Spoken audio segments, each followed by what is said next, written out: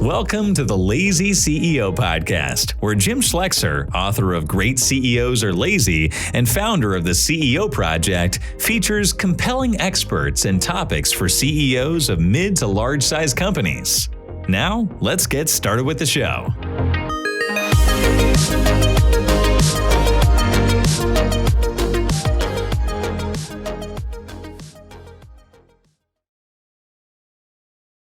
Welcome, everybody, to another Lazy CEO podcast. I'm Jim Schlexer. I'm your host. Thank you for joining us.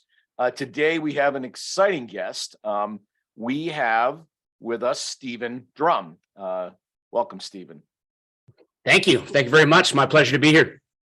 Stephen is a 27-year vet of a Navy SEAL, retired combat vet, and he now speaks on leadership, some of the lessons that they learned and developed through his many years of leading people through dangerous, high-stress, mission-critical environments, which I think we can all learn a lot from as we run our business. So Stephen, maybe just start with, how did you end up in the SEALs? Like, what was your journey to get there? Let's just do that, because I think that's relevant to establishing context. Sure. Yeah, I think ever since I was a little kid, I always looked up to, back then it was the Vietnam veterans, and I always really looked up to them, especially the Army Green Berets, which I thought were just doing incredible things. Their commitment to service, going across cross-border operations, that secret stuff, taking incredibly high risks and unfortunately casualties. And I said, I want to do that. I want to be something special. I want to be part of an elite unit. And I got something to prove to myself. Now, it was Army all the way, but I also had this uncle who was like a second dad to me, retired naval aviator, airline pilot. And he said, you know what? The Navy has special forces too. And in fact, here's a book about SEALs in Vietnam. And I started reading that. And the one thing that I liked about that was, at the time, to be a Green Beret, you had to already join the Army and you had to spend your time, several in whatever it was, before you could go through that selection assessment process. What I liked about the SEAL training model was you could join the Navy right off the street, and then you could go right to, as we call BUDS, basic underwater demolition SEAL training, the 6-month selection process to be a SEAL. And so I joined the Navy right out of high school, age 18. Unfortunately, I was really bad at math.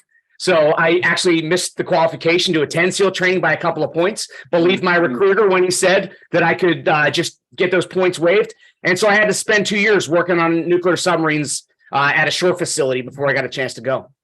Wow. Now, did you do athletics as a kid? Were you competitive in that way? I did athletics. I wouldn't say I was competitive. I was a soccer player and a mediocre one at best. Yeah, if you look at, man, if I had just been better at training and nutrition, I probably could have been okay. Yeah, there you go. Well, I think in that generation, we didn't know what the heck we were doing. So, the kids now have a real advantage. So how long were you in the SEALs before you mustered out? So total service, 27 years, and almost all of that in the SEAL teams or in a job, right? So my last probably 4 years in the military, I left Virginia Beach, where I pretty much spent almost all my career at the SEAL teams, went up to the Navy's boot camp in Great Lakes, Illinois, North Chicago. And I spent my last 4 years there. Primarily, I came there to do what's called dive motivator, to basically take and help onboard young men and women that had contracts to try out for programs such as SEAL, Diver, Air Rescue, and kind of get them ready to train them up, give them mentoring before they went to their next phase in the pipeline. Probably 2 years into that, I was asked to create this program called the Warrior Toughness Program to really give the skills to really figure out what toughness looks like, how to measure it, and how to build it into our officers and sailors. So talk about that a little bit, because that seems like the genesis of some of the things you talk about today. So just bring us through that. What is Warrior Toughness? How do you measure it? Because I think as CEOs, and most of the audience are CEOs and leaders, they're like, I'd really like to figure out, when I hire somebody, when the fire starts, are they going to run to the fire or away from the fire? Like, that toughness is really relevant. So tell us about that, and how'd you figure it out? What is toughness? Well, to set the scenes really quickly, I'm sitting there and we have what's called an all hands call. That's where the whole entire command will sit and either the commander or somebody from outside will come in. So we're doing an all hands call in the chapel, which is the biggest place where everybody can all sit. And the CNO, the Chief of Naval Operations, who is the head admiral in all of the Navy, he comes in and he starts talking about his initiatives. And one of them was toughness. So I'm a senior enlisted, I'm a Master Chief E9 at the time. And so I come up with a bright idea to stand up and say, well, sir, what exactly, how do we define toughness? How are we going to measure it? And how are we actually going to train it? Little did I know that about 6 months later, I would be almost locked in a room with a clinical psychologist, a chaplain, and said, you three are going to figure out how to get our sailors tougher, right? Because there were some things in the fleet that hadn't really been going well. We had kind of lost that kind of warrior mindset. If you think of like the fighting sailors from World War II, we kind of lost that. And now we have things going on, ships colliding, missiles being fired. We need tougher sailors. And so, of course, the first thing was we had to define what it is. And so we defined toughness in 3 areas. First, you got to take a punch and keep on going, right? There's the tactical definition, but also the life definition. So, hey, literally we're on a ship, friends wounded, comrades are injured, and I gotta get back up. I may be personally injured myself, and I got to get back in the fight. But it also is, hey, I take a punch in my career. I didn't get that promotion, maybe a loss of a relationship, loss of a loved one, but I got to get up and I got to move forward. That's one. Two is I got to perform under pressure in the clutch, right? It's one thing to know the skills, to say I've been trained, I've been practiced, but can you perform under pressure? Can you regulate those emotions? Can you maintain your calm and your composure? And lastly, the day in, day out grind. And that swings both ways. That's a high tempo operation that we would see in the SEAL teams, multiple combat operations a night for 6 months, that the grind and the toll that takes both physically, emotionally, and mentally. But then also the other side of that coin, which is let's say a radar operator on a destroyer in the middle of the ocean who has at the end of that 6-month deployment, they're doing something, staring at a screen 99.9% of the time, nothing happens. But when it does, people are going to die if that person is not locked on. So it's having that attention, that commitment to that level of engagement for a long, protracted period of time. So, I mean, I buy that.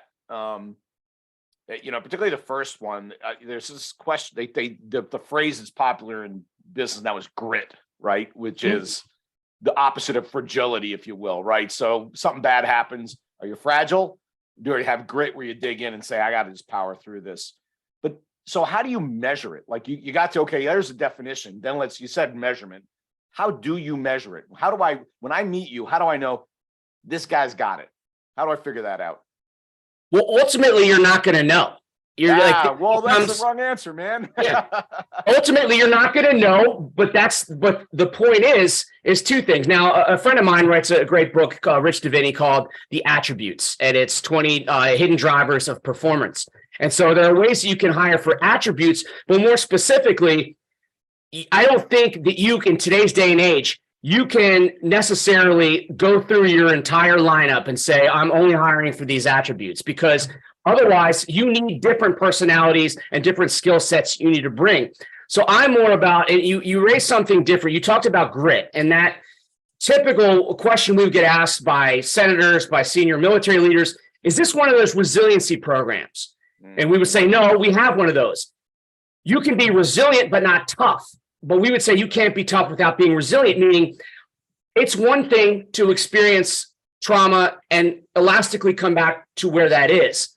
But it's quite another for you to actually perform in the first place. I don't care if you're resilient, if you can't show up day one and actually perform. So what we try to do is get to the left of bang, as we say, we try to train these things. Now, in the Navy, we took this whole program and we ran it through study and control groups with research psychologists. And we measured certain things in the stress-inducing different scenarios at basic training. And one of them is the swimming pool is water survival. One of them is this exercise called line handling. There's firefighting. And we would inject different skills. And then obviously you have a control group. We would do guided mindfulness exercise in the evening. Well, the control group, they're just going to sit there and quiet. Right. And so at the end, we would measure them in certain things like the high stress environments, inspections. We would do it for physical training. And one of the interesting things we found is obviously we demonstrated it was statistically significant, that we had performance improvements in those key areas that were measured. But what we found that we didn't count on was in boot camp, you always have people that are like, I just need to take a knee. I need a break. So I'm going to go to medical, right? I'm going to feign an injury maybe, or embellish a sickness so I can just kind of get a little time out. Well, what happens is now when you do that, these people will get set back in training sometimes. And so what results is you have less people graduating when they're supposed to, which causes a delay in people getting to the jobs that they need to fill. And what we found was we had reduced that and increased our on-time graduation rates. So there was less people, they were better able to cope with the day in, day out stress of boot camp itself. That's how we measured it. We would call that in manufacturing, first pass yield went up, right? First time through yield, not the recycle yield. So what were the couple of things that you found caused that statistically significant improvement in performance? You talked about mindfulness and meditation. What are the things that cause that behavior? And I'm encouraged because it sounds like it's teachable, learnable. It's not just intrinsic, like either you got it or you don't. I can actually improve it in you, which is a good sign. So what are the things that improve it in an individual? So we kind of approached it from this. If you look at somebody's performance and somebody's composure as represented, sitting on a three-legged stool or a tripod, and the three legs of that stool are mind, body, and soul. Okay. And so the different things that each person brought to the table, an issue like, hey, we're going to have a Navy SEAL kind of represent this thing because maybe some of the knuckle draggers won't necessarily identify with what some of the chaplain or the psychologist has to say. So I can kind of be that representation piece, and I can speak to physical training. A Navy SEAL ought to know how to be tough in the face of stress and combat. The psychologist focused on things such as mindfulness training and focused on things such as mental skills such as what they call in sports psychology, arousal control. But also we just refer to it as energy management. You're talking to a bunch of 18-year-old kids, you just call it energy management, right? The next piece is mental rehearsal, visualizing and using imagery to put yourself in that moment of competition, that moment of performance in advance of that situation. And three, the last piece was, well, we did goal setting as well, but one of the last piece was just the self-talk, right? So often we get derailed by the negative thoughts that are in our head. And so one of the easiest ways to reframe those negative thoughts is the creation of a performance statement.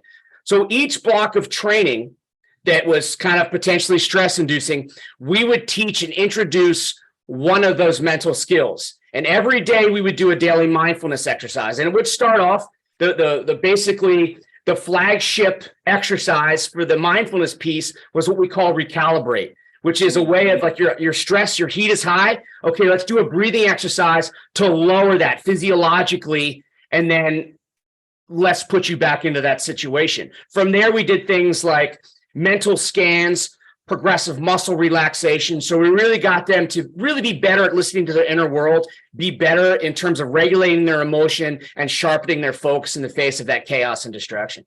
That's phenomenal. Yeah, that's great. And I suppose that different ones are, depending on the individual, different ones of those triggered it for them better than others, right? And you didn't know which one would work, but I'm going to lay all the tools out, and then we're going to figure out which ones work for you, because it may not all work as well for you. One's better than another. Well, and that's right. And some are called upon, for different situations. And I teach this when I do my workshops, and I get into it when I keynote, but I teach this when I give my workshops.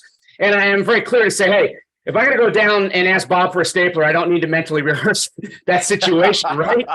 But these are tools you need, right? And so I'll ask you, okay, you've got this big thing, and I call it the X, right? Your hot seat moment. You're getting ready to walk out onto the X.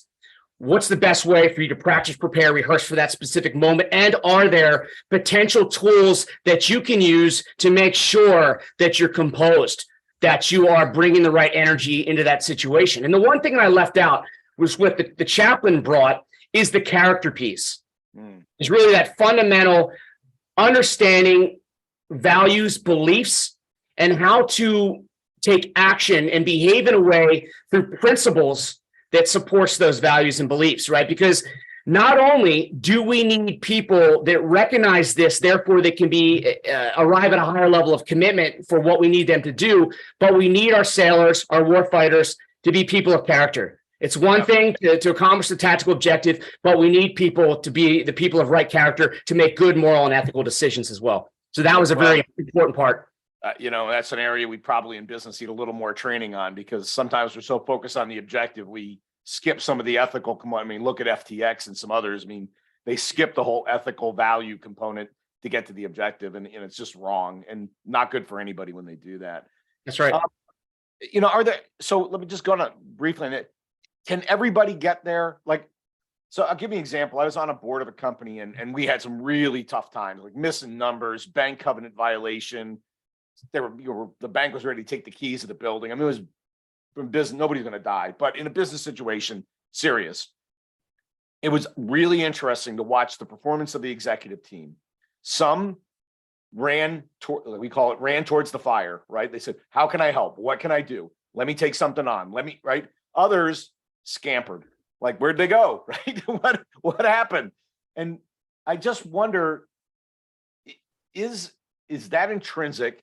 Can everybody be brought to the point that they would run to the fire, or there's some people who just can never make it? Well, it's like we say, our leaders, are their natural leaders? Are they born or can they be made? And I always default to the side that yes, people are more predisposed to have certain traits, characteristics, attributes to make them, more, persuasive, to make them more, gregarious, whatever that is. But I would say the same thing. But ultimately, I believe that we can build that. Even if you tend to be an introvert, you can still do things. I refuse to believe that somebody who's introverted can't go out and be a good sales rep. I also believe that you can always be tougher. Now, are you going to go from all the way down here to being completely fragile and then be all the way up at that very, very top? Maybe not, but you can always get better. And the same thing's physically, with physical fitness. I'm never going to be maybe an elite athlete, but I can get a heck of a lot better. And I believe that's the truth. And I fundamentally, when I teach my model, it always starts with that commitment piece. Like, there has to be a level of commitment that says, this is important, and I accept the fact that I'm going to do everything possible for me to set the table for my success, for my team's success, right? And you can do your very best, but if you, at the end of the day, cannot be bought into that concept, then I'm going to have to exit you from my sphere. I'm going to have to move you on. Got it. Yeah. Well, and that does happen. We talked about how this applies, but translate it to the business environment, right? All of the listeners here are going to be business people, are going to be running companies. You could argue the stakes aren't quite as high, but some of the ideas certainly translate. So talk to me about how you translate that line of thinking to a business environment, and give me maybe an example or two of how you've seen it work.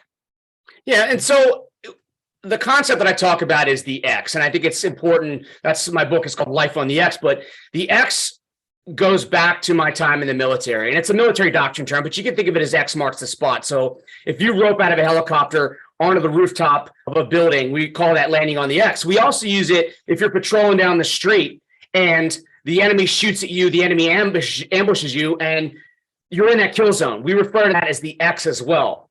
And so in that case, you got to maneuver, you got to get off that X. Right. And so for those two different scenarios, one is that intentional X. I'm going here to do this. I'm going to align all my efforts and all my preparations to make sure that I show up, that I can handle curveballs, that I can pivot, that I can adjust, and I can learn.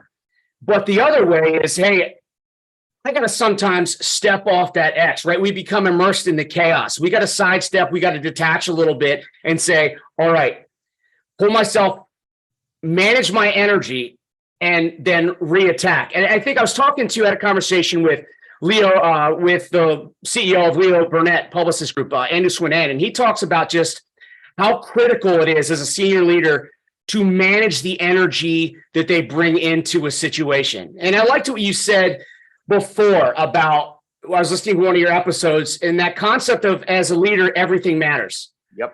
Like, every engagement that you make, you have to be intentional, whether it's internal to your organization, customer, partner. And so it's very critical to make sure that, hey, I've got the skills, but now I got to be able to execute them in the clutch. So I have to make sure that I align the skills, I identify the gaps in my performance so that when I walk in there, I'm calm, composed, but I'm also have that level of, okay, I'm hovering above, I can make a decision, I'm not too close to the problem. So really it's about regulating your emotions. And I think a lot of times leaders become very fixed on the vision, the strategy, but less focused on, hey, what about my own health? How am I taking care of myself? And it's not just at work either, right? Because I can keep it all together at work. But what happens when I walk through the front door of my house and I have a couple of screaming kids and a high school kid that's having a hard time? Can I lead effectively? Can I be a good partner? Can I offer good guidance in that situation? And so a lot of the things that I've seen when I work with organization, the results, one particular organization where I've seen it at work was I came back, I was getting ready to, after a keynote, a program I gave, and this gal comes up to me and she's looking around. I'm waiting in the lobby at an airport. I'm looking around and she walks over and, like almost sneaks over. She's like, look, I was ready to put in my notice. I was ready to quit. But like now I know that I can actually look back and say, all right, these are some things that I can use to actually better my situation, to really get some space, to really detach a little bit and be more deliberate and intentional with the energy that I bring to that situation, the preparation I bring to the situation. Of course, my ego was stroked. And I'm like, okay, that worked today, but what about 6 months later? Right. What about a year later? Well, almost a year later, I go back to speak to another group within that organization, and I see her walking down the hallway. She's there with the same company. And so that was, it's a validation that things that we do, the techniques that we teach are effective. And, I know that they work in the military setting when it's the most difficult, when it's the most dangerous. And so I believe that it'll work if you have the commitment to learn these skills, to practice these methods.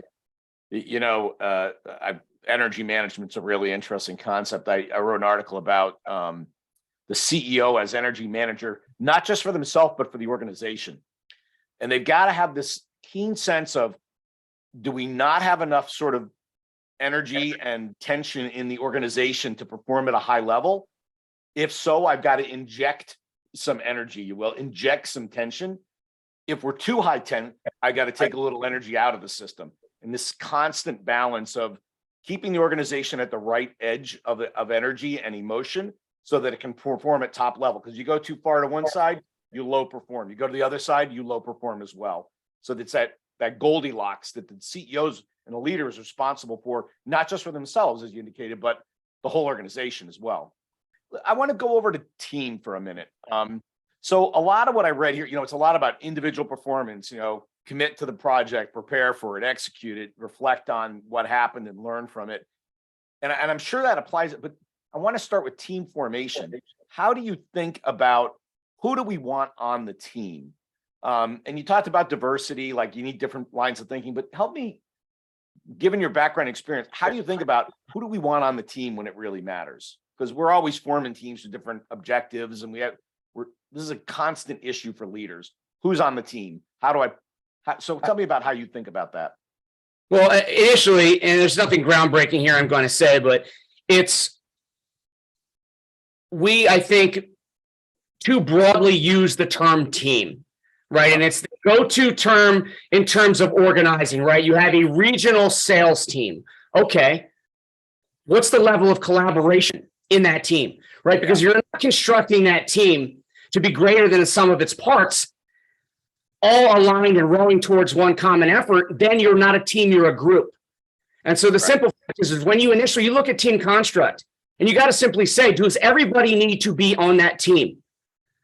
Right. So you have a greater team, right? The organization, of course, that's a team. So, in the SEAL community, we have, let's say, a SEAL platoon, right? A SEAL platoon, the action arm that goes out there. That is the team. Now, side of that team, in the greater team, you have support personnel, you have intelligence folks, you have mechanics, you have administrative folks. They're part of the team, but they're not part of that team. Maybe I'm not explaining that clearly, but you're a team within a team in that organization, right? So not everybody, just because there's somebody here doing this one task, doesn't mean that we need to suck their time by having them in all of those meetings. Is it appropriate? Do they add to that dynamic? Are they bringing something that is going to be valuable? Otherwise, they don't need to be here. Right. Awesome. Yeah. I mean, Lencioni has a concept he calls team one. What's your team one? Which is the core, and then everybody else is outside the team one. Not that they're not important.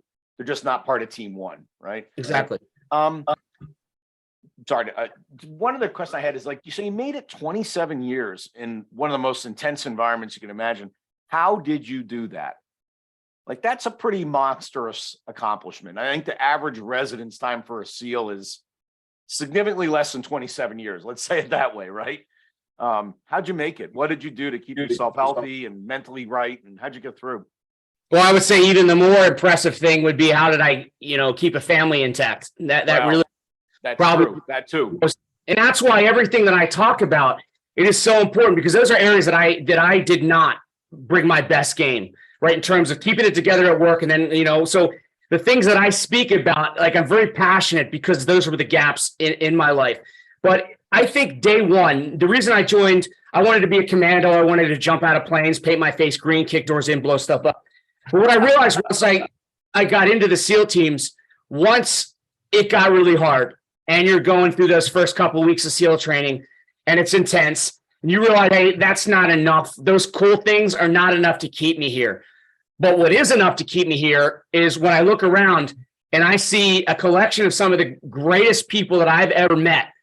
And I feel like I found a family here. This is where I want to go. I want to go on and do great things with these people to my left and my right. And that's really not only what got me through training, but enabled me to really have that long, successful career, because it was, we said in the SEAL teams, it's about the brotherhood, right? And that drives everything we do. That drives going through a door where we may get shot at. Okay, if I fail, am I letting the team down? And that fear is greater than the fear of death itself, believe it or not. Really? I'd rather die than let my brothers down. That's right. Oh yeah, man. That does not exist in the corporate environment. Let me assure you. That's amazing. No, but your reputation does, right? You still, even though it's not life or death, it is, how you show up and what people think of you. So there is an element of that, right? You've got to create your personal brand that is how you show up every day, because that affects your reputation. And you do ultimately, you want to care what people think of you. You want to care what you're putting out to the world. Yeah, no, 100%. And I think that, what you are, can you be counted on? Can you be trusted?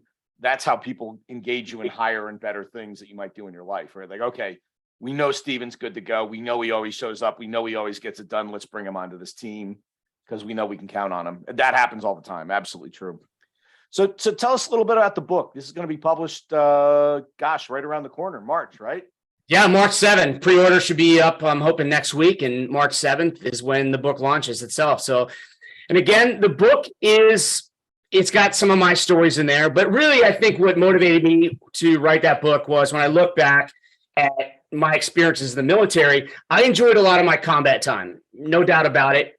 My experiences were different than a lot of people who had other things that weren't obviously as I won't get into it, but I look back and I said, really, my biggest impact in the military, in the SEAL teams, was me running training, me teaching people. And that last job, I think, developing that warrior toughness program, again, not for the SEAL teams, for the entire Navy, I really felt like I was very fortunate to be a part of building that. And so a lot of that kind of serves that warrior toughness program, since a lot of it, my contribution to that was based on how we in the SEAL teams plan, prepare, and execute and reflect, learn, so we can go and do it again at a higher level. That informed not only the warrior toughness program, but a lot of writing of the book. And so what I looked at was, it's not just about a military book. It's not just about my experiences in the SEAL teams. I wanted to look at other high performers, people that had to perform under levels of pressure. So it's business leaders, it's athletes, it's other military folks, and really say, okay, well, what methods do they use and how can I tie this together in a prescriptive way that people can adopt and up-level their own performance? Awesome. That's great. This whole thing reminds me, Zig Ziglar used to have a saying about medicine. So if you take a medicine and the doctor says, I got bad news, you're reacting to the medicine, right? That's negative.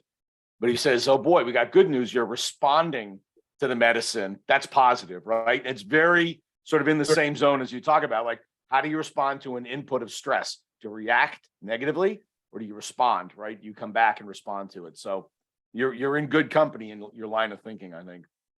Well, Stephen, this is sorry. Go to the order. What didn't I ask you that I should have asked you?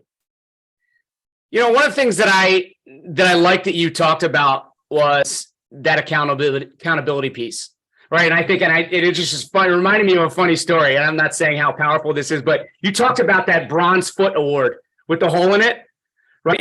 Who shot you in the foot this week? And so here's your award. And we had, it made me think, and I hadn't thought about this in a long time. Probably my second SEAL platoon deployment into the Middle East and Mediterranean. And one of the guys in Spain decided that he was going to buy this enormous porcelain donkey piggy bank. And so, if in Europe, especially at the time, their coins are much higher value than us in our currency in the States. And so they use them a lot more. And so started to fill this thing up. And it became the Jackass Award. If you did something, you were awarded this giant porcelain donkey that you had to basically maintain and care for.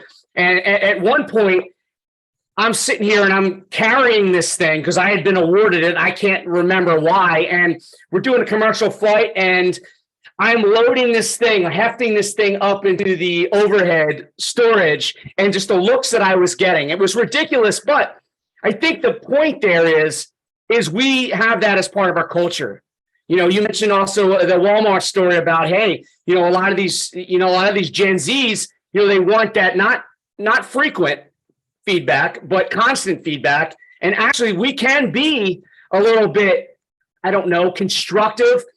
You could construe it as negative feedback, but when it becomes embedded in your culture that, hey, even if we got it right, well, why did we get it right? Can we repeat that process? Most importantly, can we build upon that? We're seldom going to be perfect. So every time we're going to talk about how we can do it better. And what you'll find is now that becomes expectation. Hurt feelings get mitigated a little bit. And now you really become that culture that is always geared towards process improvement. And I think that's why we're so successful in the SEAL teams. Love it. It makes me think you could have a phrase that goes, everybody gets the donkey at one point or another. Don't worry about it, man. Right? That's you right. Don't have it today, but you'll have it tomorrow. So, no big deal. Well, cool. Well, Stephen, this was a great pleasure. I really appreciate taking the time. I hope your book just does gangbusters. We can buy it where? On Amazon, I imagine? Yeah, that's the easiest place, if we're honest. All right, go to Amazon and buy it. In a couple of days, you'll be able to pre-buy it. And Life at the X, right? Life on the X. On the X, pardon me. Yeah. Thanks a lot, Stephen. I really appreciate your time, and I wish you good luck going forward. Thank you very much for having me, Jim. It's been a pleasure. Right, cheers. This podcast is brought to you by the CEO Project. At the CEO Project, we work with CEOs to help them grow their business. And our members represent billions of dollars of revenue and profit. And frankly, amongst all of us, we've probably made every mistake in the book, including some you haven't made yet. So if you want to learn from the experience of a bunch of really seasoned CEOs, we're a great place to hang out. In this podcast, what you're going to hear are some of those ideas, concepts, and things that are just going to help you on your journey. If you want to find out more, reach out to us at theceoproject.com, or you can contact me personally at jim@theceoproject.com. Happy listening.